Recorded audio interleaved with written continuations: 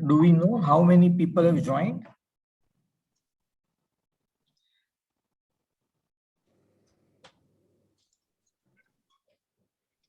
So, so there a lot of invitations have been gone, and we are expecting 50 to 20 attendees.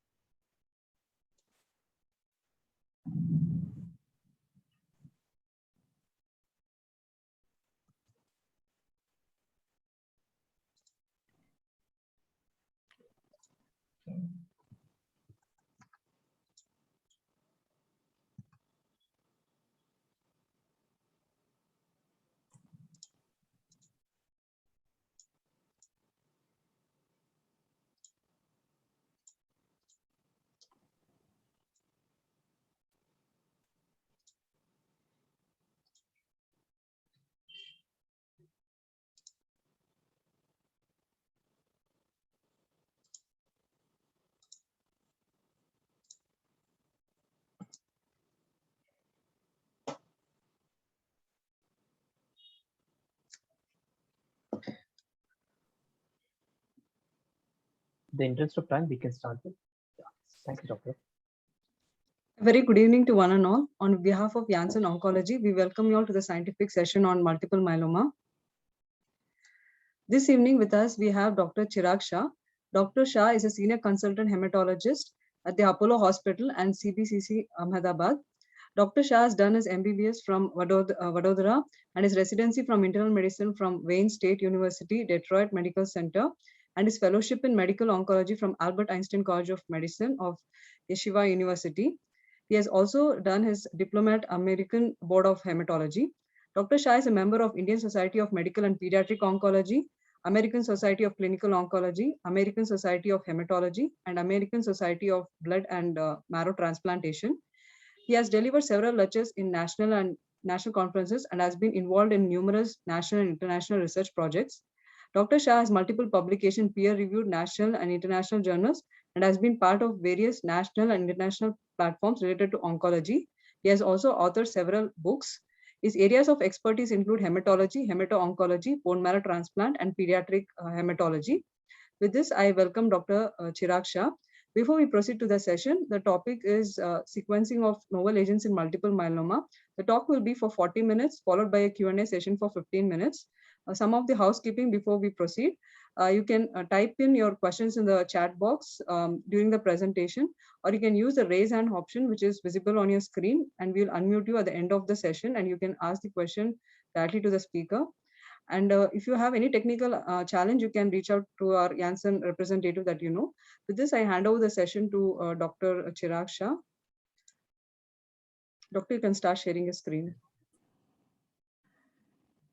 So good evening, friends, and thank you, Janssen, for this opportunity to discuss this very important topic. It's a very big topic. So in the interest of time, I have tried to cover mainly the frontline myeloma with the focus on the new drugs.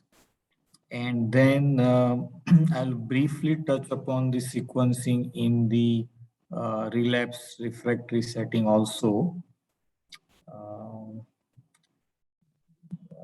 Slide share.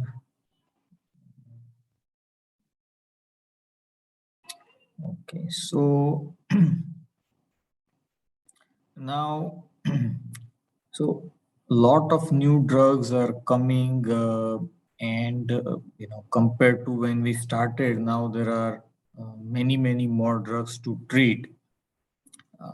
How to make a decision has been a work in progress and being simplified by many clinical trials, but it keeps on evolving with more additions. So I will stop my video for better network.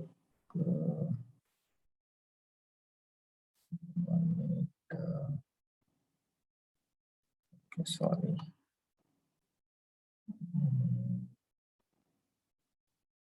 Yes.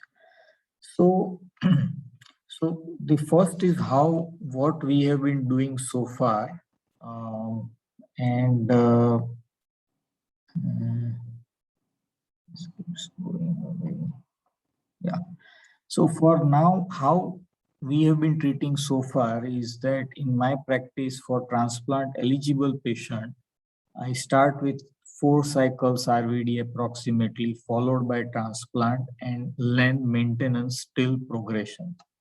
If the patient is not willing, then we do 9 months of RVD followed by LEN maintenance till progression, with a preference to do transplant at first relapse. For high-risk patients, same plan except the maintenance is with a bortezomib instead of LEN. For the transplant ineligible patients, we prefer RVD, but if elderly, frail, or other issues, then we do RD, LEN DEX rather than RVD for about 9 months and then LEN maintenance. And for high-risk patients, RVD for 9 months followed by bortezomib maintenance. We use RVD light for older patients. As you know, LEN 15 milligram is the dose in that.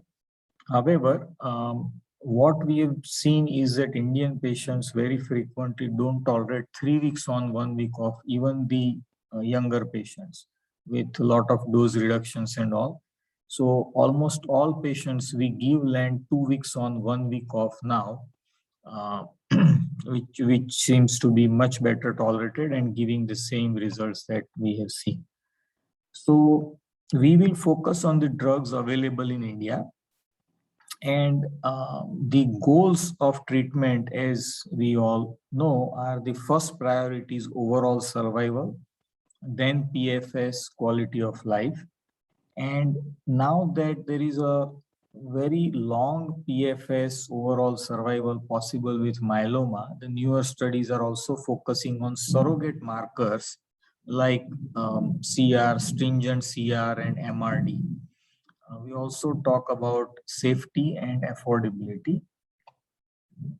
Important points in planning for treatment is everybody is aware that FISH must be done, and I still see a number of patients who did not have their FISH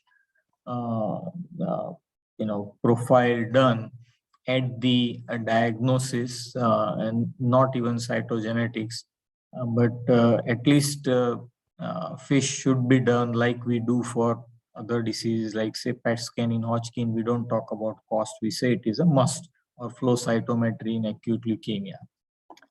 Transplant is still part of the first line treatment, preferably first line or at least at a first relapse, and consider stem cell collection initially if patient is not going for transplant. However, if you do transplant at first relapse, you generally get adequate stem cell number for one transplant.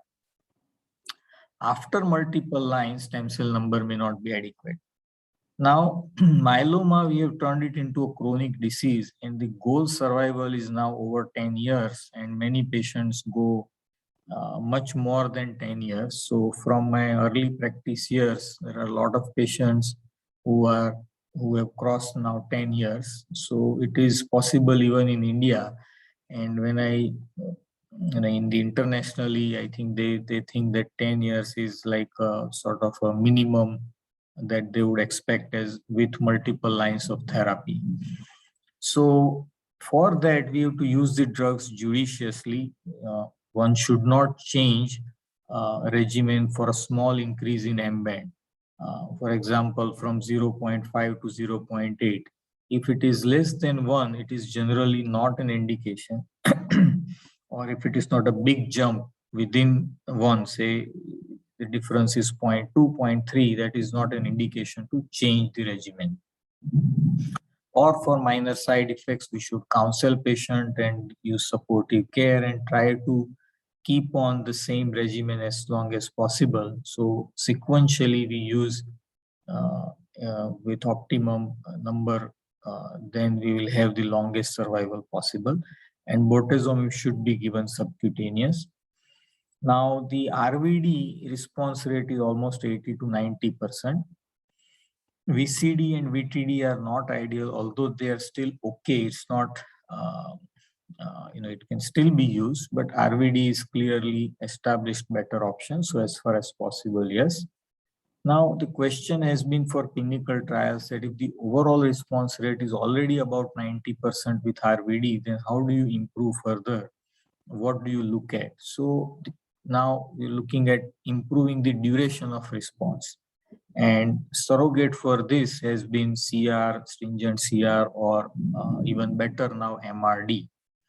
So we'll see how these trials are focusing on these endpoints.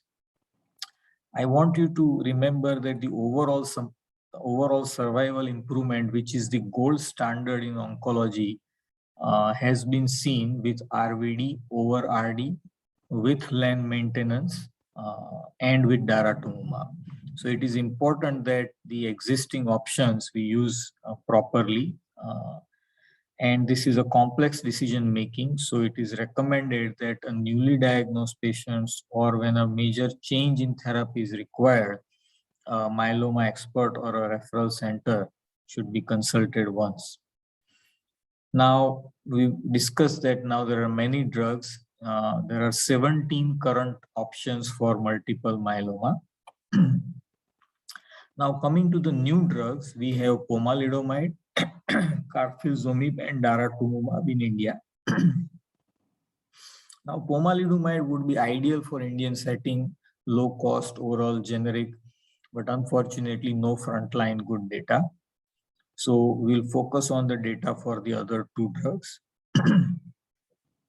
And just showing what mentioned earlier, that LEN maintenance clearly improves PFS as well as overall survival. So this is very important to make sure that we give LEN maintenance to all our patients, including those who are not who have not undergone transplant, and that if they are not able to tolerate, then we can give some drug holidays, or we can reduce the dose even further. Instead of 10, some people would even require 5 milligrams. And it works in all patients, LEN maintenance, even the high risk cytogenetics or ultra high risk. So it is worth for every case. If the other options such as bortezomib maintenance is not feasible, at least LEN maintenance should be given to these patients. So what is the data on carfilzomib? Carfilzomib plus RD versus bortezomib plus RD in the frontline setting endurance trial showed, unfortunately, that there is no difference in PFS or OS. The hazard ratio is not at all significant. So the hopes of using this agent in frontline are lower. There is some data from the Forte trial that in high risk cytogenetics, carfilzomib may be better, but it is still smaller early data, and I think it is not even published in the full publication. It's in abstract form. So daratumumab has the best data so far in both transplant eligible as well as ineligible, well conducted trials, randomized control trials, with most common triplet backbones that are used in practice in different parts of the world. So two trials in transplant ineligible patients, that is Maya and Alcyon, with these two different backbones, RD and VMP. This is more in the Europe. in transplant eligible patient, Cassiopeia again with VTD in Europe and RVD in North America. Large patient numbers, multi-center, multi-country, fully published articles in peer-reviewed journals with good follow-up and relevant endpoints. PFS, OS, sustained MRD, safety, including adequate stem cell collection also. So as of now, out of the new drugs, Dara has the best data. So we'll touch upon these 4 main trials. So first in transplant ineligible, Dara plus Len. Now there are lots of slides and busy slides. So I would like you to focus on the highlighted parts in yellow. In most of the slides, I have highlighted the yellow parts for better, quicker understanding of the main points. So this is a phase 3 study, Dara RD versus RD with a good number of patients, 737, and primary endpoint is PFS. At 48 months, there is a clear improvement with a hazard ratio of 0.54, so 46% reduction in the risk of progression or death. Very importantly, even in the long follow-up also at 60 months also, this is holding true with the graphs very clearly separate and a hazard ratio of 0.53. But and PFS2 even DRD versus RD, even for the PFS2, it holds benefit. For the subgroup analysis, it is favoring DRD for essentially all the subgroups by stage, cytogenetics, performance status, renal function, all the important ones that we monitor. For some reason, only this baseline hepatic function is where hazard ratio is only 1, but these are rare patients that we see. So for us, for practically all the important subsets, it is beneficial. Now, the deeper response that we spoke about earlier, the responses are significantly deeper. The stringent CR and CR rates are significantly higher from 28 months, 36 months to 47 months. At every follow-up, there is a significant difference in this data between RD and Dara RD. The response rate is also higher, but more importantly, as we discussed, this is the deeper response is more important. MRD negativity rate, which is the new very important measure, which is MRD negativity and even sustained MRD, because now in many trials it has been shown that MRD which sustains over 6 months or 12 months is much better than a single MRD negativity to correlate with the long-term PFS. And even on that, Dara RD is clearly significantly better. As you can see, it is about 3 times 10% versus 31%. And the sustained MRD negativity also 3% versus 16%. So very important data. Now, what are the side effects? Because we are always worried when we add one more potent drug.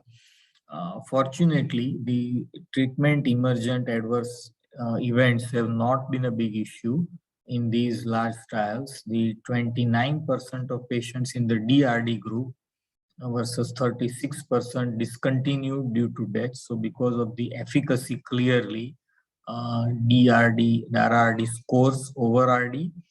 And due to an adverse event, interestingly, Dara RD arm 11% patients discontinued, but RD arm higher 22% discontinued. There is a somewhat higher cytopenia, neutropenia, lymphopenia, and few other symptoms, but on the grade 3 and 4, they are not very high. So in conclusion, there is a clear PFS benefit, almost 50%. There is a tripling of the MRD negativity rate. So there is no new safety concerns with the longer follow-up. It's a very mature follow-up. Now, fortunately, the overall survival data has also come out, which were not mature earlier. And that is the gold standard in oncology, where we are seeing a 32% reduction in the risk of death with a very good hazard ratio, strong p-value clearly. DARA-RD is a new standard with overall survival advantage. No new safety concerns were identified with longer follow-up. So in conclusion, there is significant OS benefit, PFS benefit, of course, we've seen. And the question that comes to our mind, whether the elderly would be able to handle this combination. So luckily, that question is answered here. 44% of patients were aged 75 to 90 years. So that's a proof of safety and tolerability of drug. So now coming to the second study, where DARA VMP versus VMP. Now all the four studies, most of the points are essentially same in terms of the patients stratified, the different risk groups and side effects is consistent. So we'll not go into detail of other studies for this purpose, but we'll focus on the main point. So this is the second study for transplant ineligible patients, VMP versus DARA VMP, bortezomib, melphalan, prednisone. Primary endpoint again PFS, and clearly at a very good long follow-up of 40 months, there is a clear improvement by DARA VMP with hazard ratio of 0.42. And again, the gold standard overall survival is significantly better, 40% reduction in the risk of death. So these two clearly showing that in the transplant ineligible patients, addition of DARA is a clear standard of care. The quality of life studies have shown that there is a clinically meaningful improvement in health-related quality of life because of the deeper responses, better disease control. So that part is also answered. Now going to the transplant eligible patients, there are two studies in this group, and those are Cassiopeia, where the European standard at that time, DARA VTD. VTD is their preferred backbone, so VTD versus DARA VTD. And here they have done DARA for 6 months followed by maintenance for 2 years. The design has been that before transplant, you give 4 months of VTD plus minus DARA. And in the consolidation, this is not a common thing we do, consolidation post auto-SCT, but in these trials, the consolidation arm, consolidation was there in both the arms, and 2 cycles of consolidations were done. After that, there was a second randomization where DARA maintenance was done for 2 years. And very interestingly, they did Q8-week DARA, which is more convenient and would also reduce the cost and side effect also, because instead of the standard 4 weekly, this is a Q8 weekly DARA. And what we had discussed earlier, the goals and the surrogate markers. So you see that they're following MRD closely. So there is MRD at this point, then there is MRD before maintenance. So there are 2 measurements before the second randomization. So now in the part 1, the first randomization, what do we see? the primary endpoint is stringent CR post-consolidation. So like we discussed earlier, the trials are moving to, different endpoints now because they are fairly convinced from all the data that stringent CR is a good surrogate marker, and at least for early understanding of whether the new regimen is effective or not, this seems to be a good point to look at. Since now in myeloma, to show overall survival is advantage is difficult and it takes a long time. However, those are secondary endpoints, the MRD negativity rate more than CR, PFS, and OS. So at 18.8 months follow-up, median follow-up, patients who discontinued study treatment were almost the same, a little bit higher, 19% in VTD arm and 14% in DARA VTD. So this again tells us that our concern that adding DARA and especially to triplet. So we are now talking about 4 drugs and it is still safe. The primary endpoint is clearly superior in the DARA VTD arm, 20% versus 29% with a p-value of 0.0010. And this over time, this improves, response is deepened over time. This is a very common theme in practically all myeloma studies that whether it is lenalidomide, bortezomib, or now DARA, the response is deepened over time. So long treatment is very important. Now the PFS, again, better with DARA VTD, 53% reduction in the risk of progression or death, clearly statistically significant. Overall survival, median OS is not reached yet because this is a comparatively short follow-up. If you see the non-transplant eligible, there is a 40 to 60 months of median follow-up, whereas the transplant studies have been launched much later. So we have a shorter follow-up in both the studies. And so OS advantage has not been seen, although there is a trend. Now the question comes whether stem cell collection will be difficult. So there is some issue. More patients required Plerixafor in the DARA VTD arm, 22% versus 8%. And there was a slightly lower number of the stem cell collected. However, this is still good enough. And with Plerixafor use, this is no longer an issue in practical because patients who could undergo transplant is seen, 91% and 90%. And patients achieving hematopoietic reconstitution, 100% of the transplanted patients in both arms. So this is a very important safety concern relieved by this data for transplant patients. So now coming to the second randomization, and what did that data show is that patients who were now into the 2 year of maintenance DARA versus observation. The DARA was given every 8 weeks instead of every 4 weeks, which makes it easy for the patients.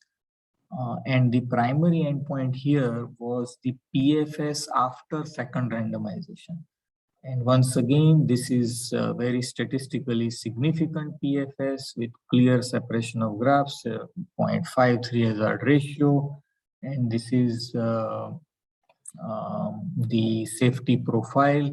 Again, no much new difference. There is slightly higher side effects, slightly higher in grade 3 or more, 24%, 30%.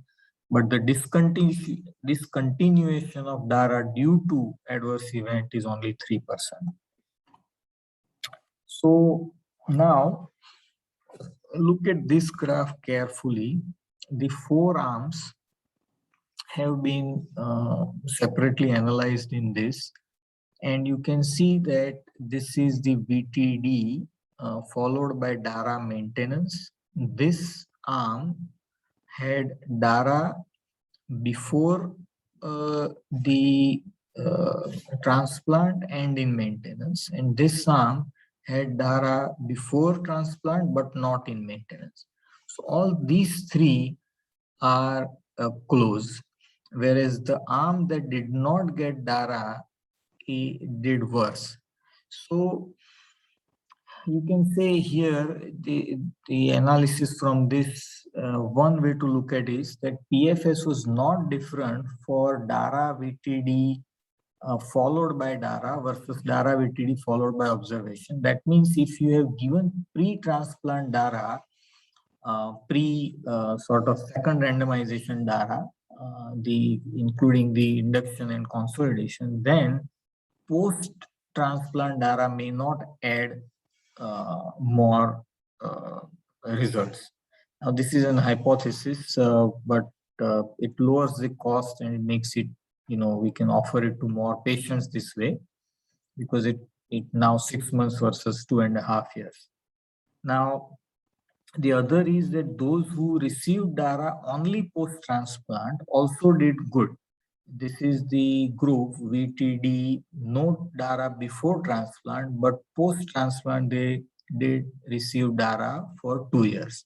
So even though they received DARA such late, after 6 months they started receiving DARA, they still did very good, equal to the other arms. So it seems that DARA can be added later if for some reason this was not given pre-transplant, and that before or after, anywhere if DARA is added, the result is significantly better. Coming to the second study in the transplant eligible patients, that is Griffin, where the backbone is RVD. So RVD is the one which is used more commonly in North America. In India, I think both are still used. We have RVD, VCD, VTD. So in this, the endpoint is again the same, the stringent CR rate, and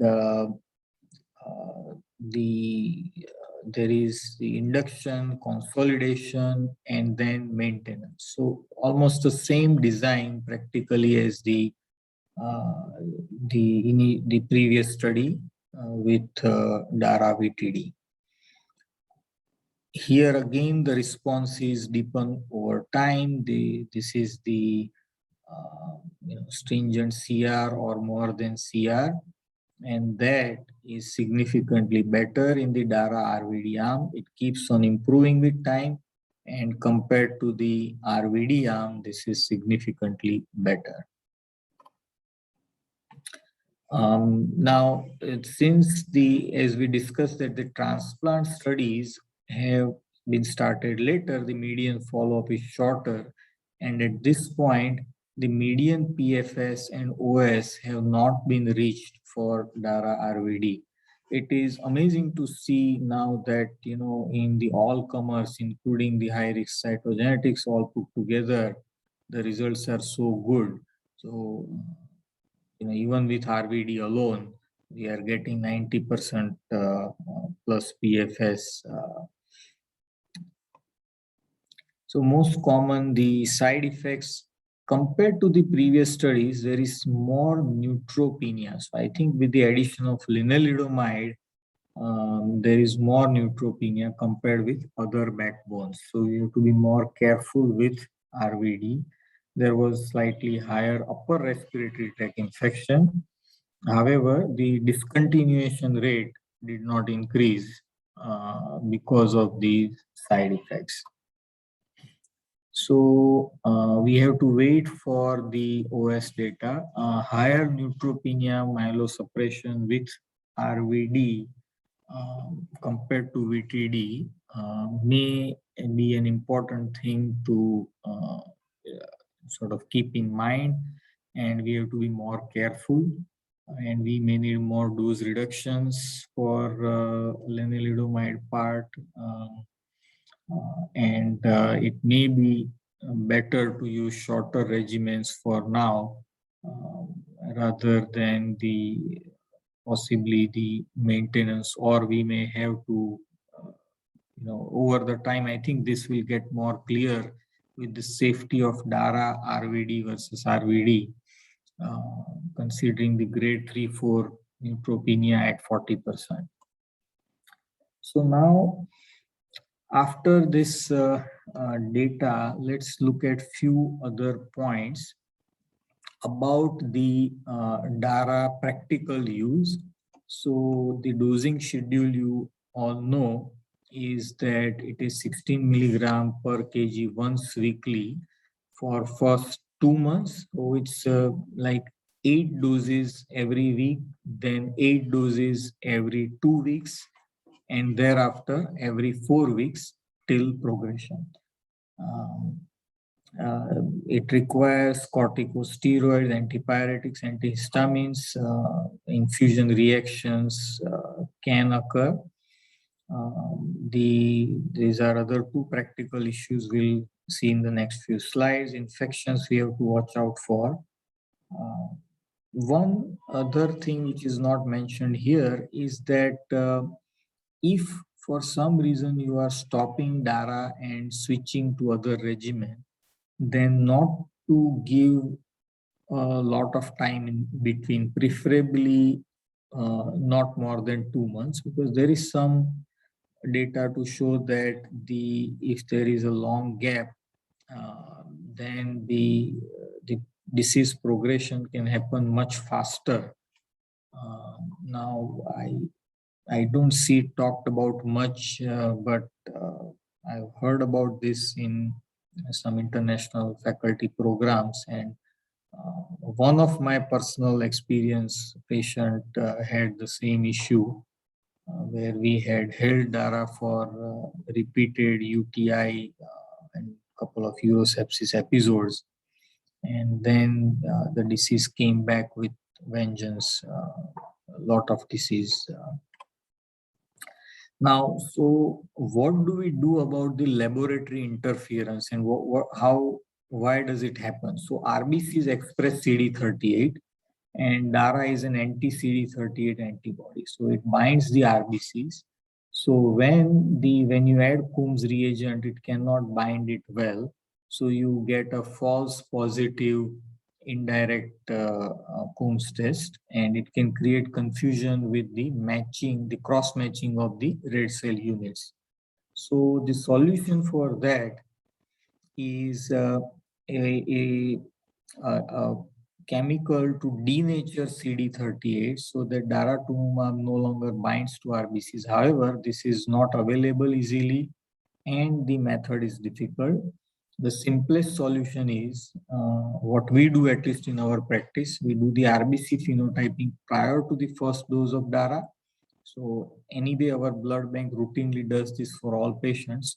But even before they have required a transfusion, we do this for patients taking DARA so that there is no issue. Now, the other part is lab interference. So a small monoclonal band can be seen because the protein electrophoresis where the M band in the same site as M band, you can get a small monoclonal band from this protein daratumumab. Now, so how do you solve that? So the practical answer is don't worry, because unless you are running a clinical trial and you want to really look at a definite CR with only serum protein electrophoresis, then there is no practical issue, because in general we are supposed to give these drugs until progression. So first, this does not happen with every patient, and when it happens, this is generally a very small band, like 0.2, 0.3, like that. So you would wonder that patient has improved a lot, everything else is better, and why this small M band does not go away.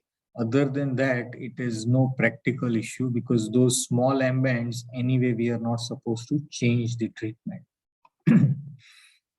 So now, last few minutes, we will cover the relapse refractory myeloma, the sequencing of the drugs, because here it is a big issue because with so many drugs, it's 17 drugs, and so many combinations and permutations, the doublets, the triplets, whatnot, so, and now quadruplets. So it has become very complicated. So this has been simplified in this slide. Now, I would like to draw your attention to the use of DEXA in every regimen. To remember not to stop DEXA, it is practically almost every regimen should be given with a DEXA.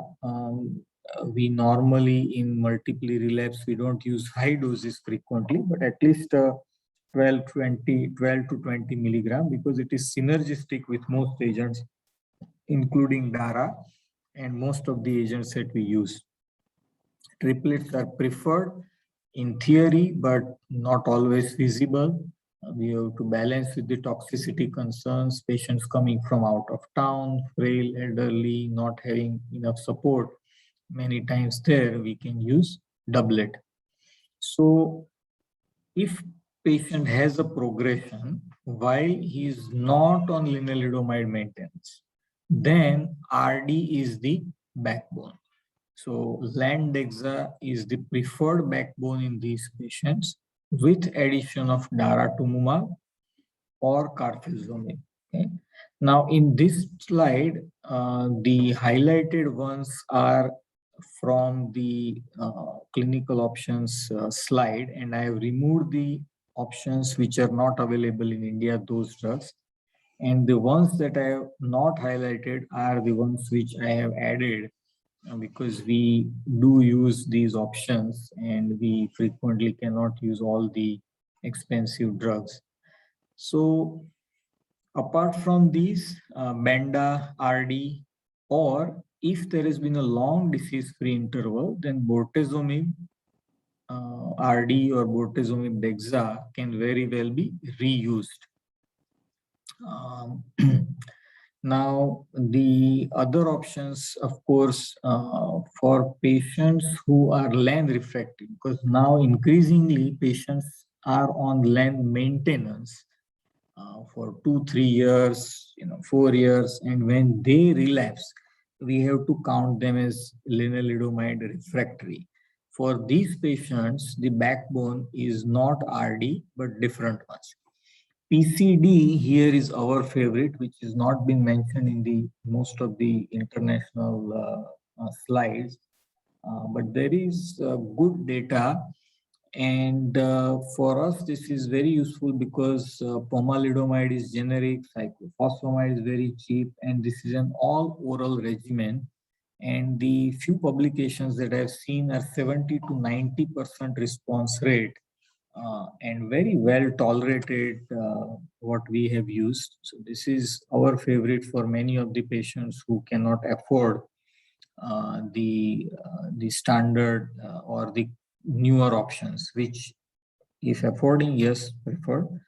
In that case, daratumumab plus Bortez Dexa or Dara plus Pom Dexa, Dara plus Carfil Dexa, or Carfil plus Pom. The others which are frequently used in India still are VCD, Benda plus VD, or the gold standard Melpred, which can still give you 1 year, 6 months, 2 years in many patients. The other options are, of course, carfilzomib dexa, pomalidomide dexa. So in general, you need to remember whether your patient is LAN refractory or not, or LAN sensitive, and accordingly you decide the options.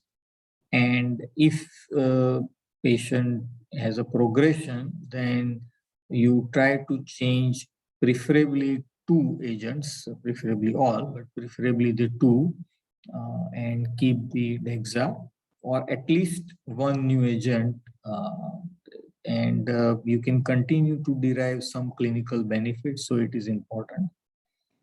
Watch out for venetoclax coming soon. We have it, in India, a lot of people have experience. There is some data. Venetoclax plus bortezomib has shown good results, including MRD negativity rates in high-risk patients, but it's a bit toxic, so we need to see how to use it properly. So now I started is how I treat sort of, but how I would like to treat now with this new data is my last two slides. And this is from the Mayo Clinic. This is how I would like to do if I have patients who can afford these options. So you can see that in their standard risk, they have put in DARA RD as the preferred option, or VRD for 9 cycles followed by LAN maintenance. In high risk, again DARA RD or VRD for 9 cycles followed by bortezomib maintenance. And these were transplant ineligible. For transplant eligible patients, for standard risk, they still mention 4 cycles of VRD, and the rest is as we have been doing, no change. However, for high risk and extra high risk, ultra high risk, they have added DARA 2 VRD and then transplant, and they consider tandem transplant in the high risk or ultra high risk patients, followed by bortezomib maintenance. I don't still see DARA maintenance in this, but I think this would, I would like to see how this progresses. I think it is more because the VRD being the backbone in the North American centers, they are using less of the maintenance DARA, but let's see how this evolves. Thank you. And we'll have now, I think, question answer.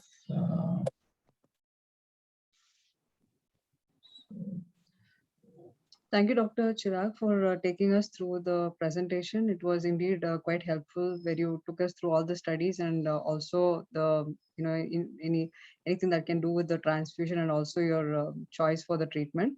So I request the audience to post their questions in the Q&A box, or you can use the raise hand option so that we can unmute you and you can ask the question directly to the speaker.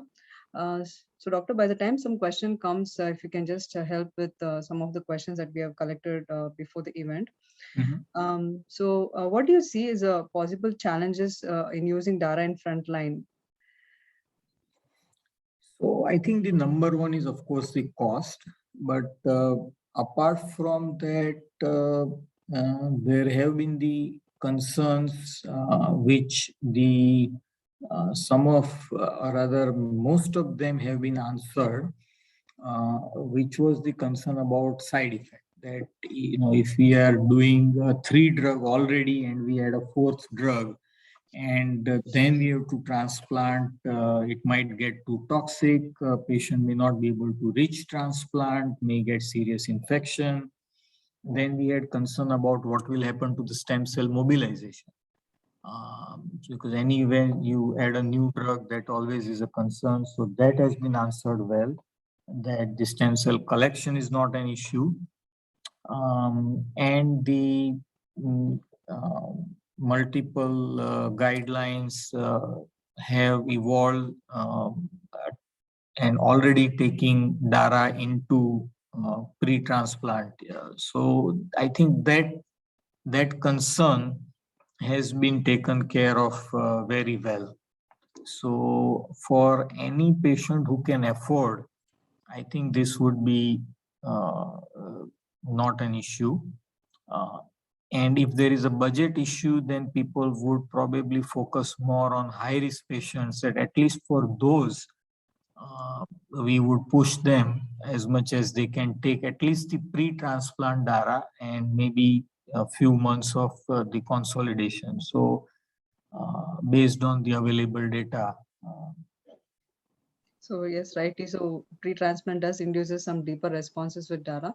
So we do have a question coming from the audience. So a first line treatment option in patient presenting with renal failure on hemodialysis, secondary to myeloma from Amaya. Yes. Yes. So for the for the patients with kidney failure, the most important thing to understand is that these people have a very bad disease. So you want to go out with your best drugs treating them. That means currently most effective drugs, the quadruplets you use, and where you can do RVD, you can do the LAN as a GFR, the LAN dosing has guideline on how to adjust for GFR, and we have always used it that way. Almost we rarely switch for that reason from LAN to other drug.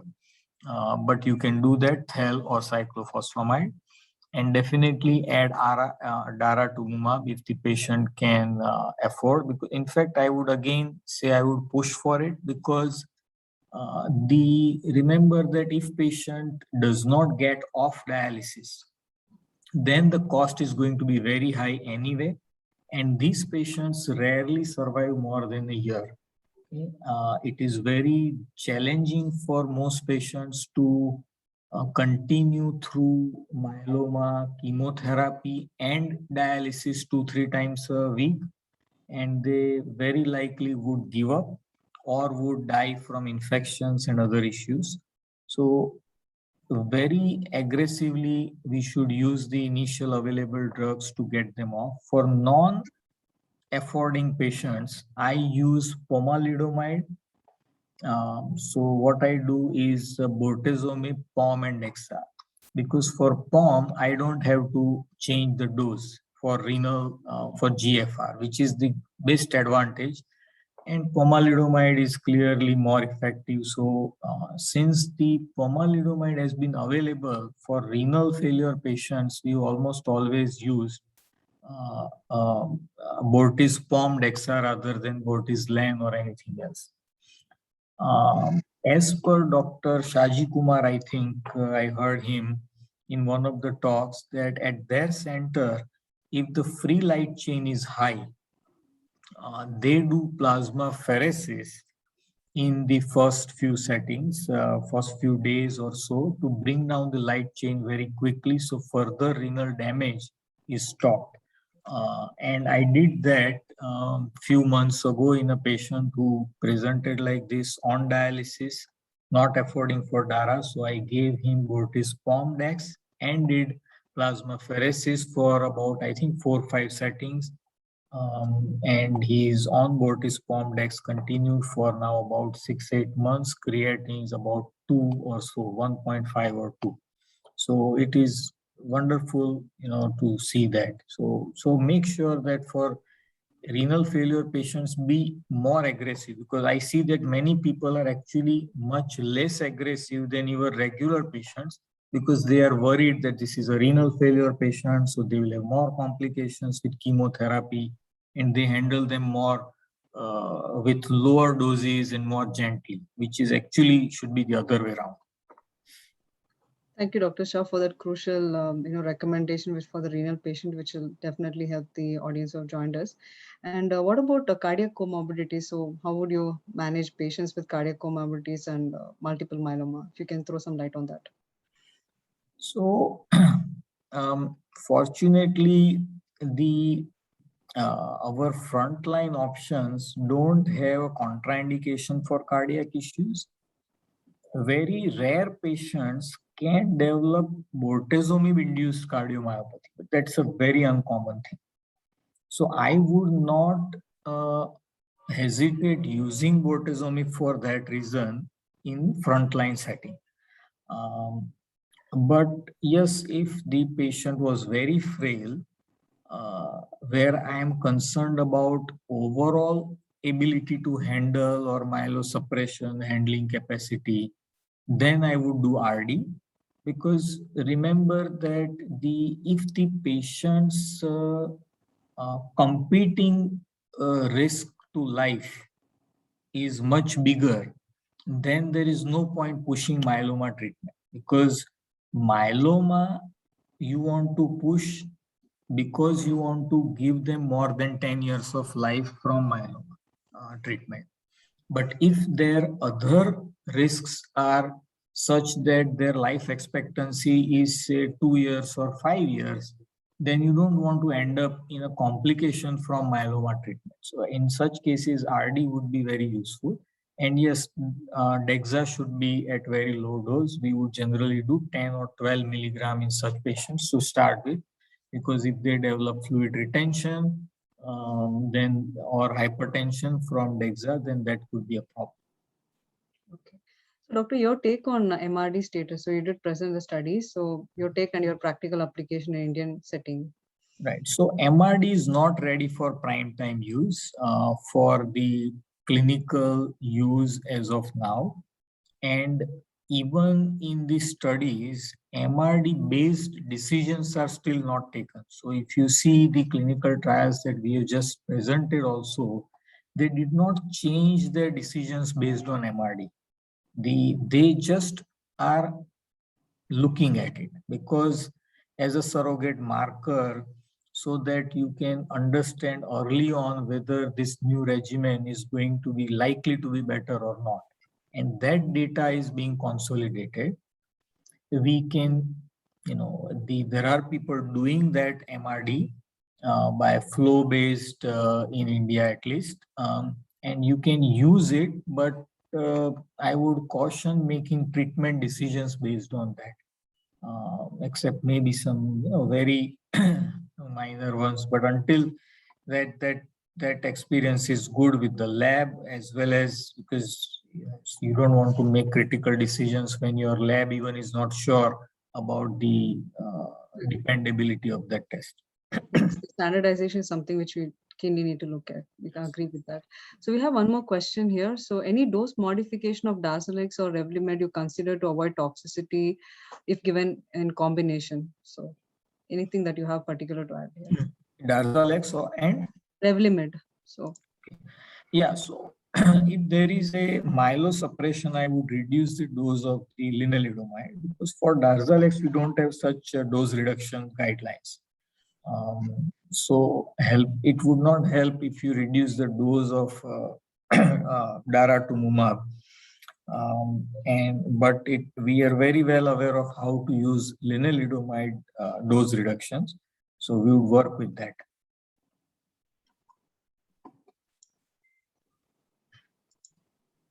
So, Doctor, we have come to the end of the session and we have answered all the questions. And thank you so much for taking your time and joining us this evening and giving your suggestions and your recommendation. It's indeed helpful to us and also for the audience who have joined us. And we also thank all the audience who joined us this evening. We can conclude, Dr. Chirag. Wonderful. Thank you. Thank you.